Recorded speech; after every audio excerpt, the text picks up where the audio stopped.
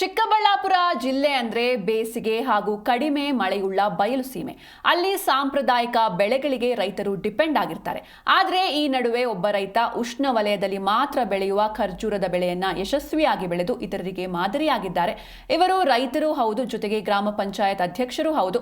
ಇವರು ಬೆಳೆದ ಬರ್ಹಿ ಖರ್ಜೂರಕ್ಕೆ ಇದೀಗ ಎಲ್ಲಿಲ್ಲದ ಬೇಡಿಕೆ ಉಂಟಾಗಿದೆ. ಚಿಕ್ಕಬಳ್ಳಾಪುರ ಜಿಲ್ಲೆಯ ಗುಡಿಬಂಡೆ ತಾಲೂಕಿನ ಹಂಪಸಂದ್ರ ಗ್ರಾಮದ ರೈತರು ಇವರು. ಇಲ್ಲಿ ರೈತ ಹಾಗೂ ಗ್ರಾಮ ಪಂಚಾಯತ್ ಅಧ್ಯಕ್ಷರಾದ ಲಕ್ಷ್ಮೀನಾರಾಯಣ ಅವರ ಫಾರ್ಮ್ ಹೌಸ್ ಇದೆ.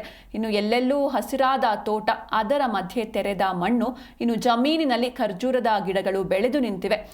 ಜಮೀನಿನಲ್ಲಿ ಈ ಒಂದು ಖರ್ಜೂರದ ಗಿಡಗಳನ್ನು ನಾವು ನೋಡಬಹುದು. ನೀವು ದೃಶ್ಯದಲ್ಲೂ ಕೂಡ ಗಮನಿಸ್ತಾ ಇದ್ದೀರಾ. ಇನ್ನು ಲಕ್ಷ್ಮೀನಾರಾಯಣ ಅವರು ಖರ್ಜೂರದ ಬರ್ಹಿ ತಳಿಯನ್ನ 4 ಎಕರೆ ಜಮೀನಿನಲ್ಲಿ ಬಿತ್ತನೆ ಮಾಡಿದ್ದಾರೆ.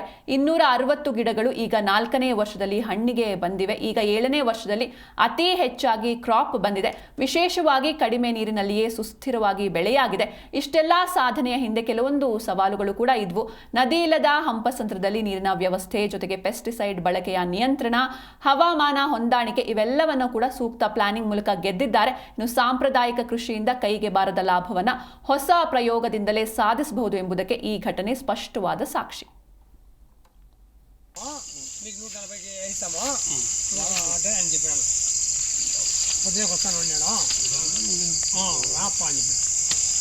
నేను 5 తగ్గి చూడ పొద్దున్నానే రాప ఎట్లా మాట్లాడతాను.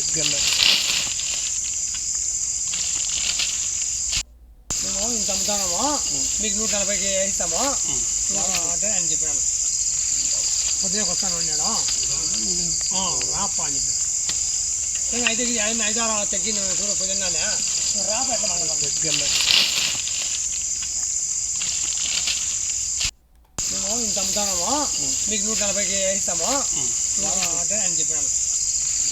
పొద్దునకి వస్తాను అన్నాడు. రాపా అని చెప్పాను. నేను 5 తగ్గి చూడ పొద్దున్నానే రాప ఎట్లా మాట్లాడతాను.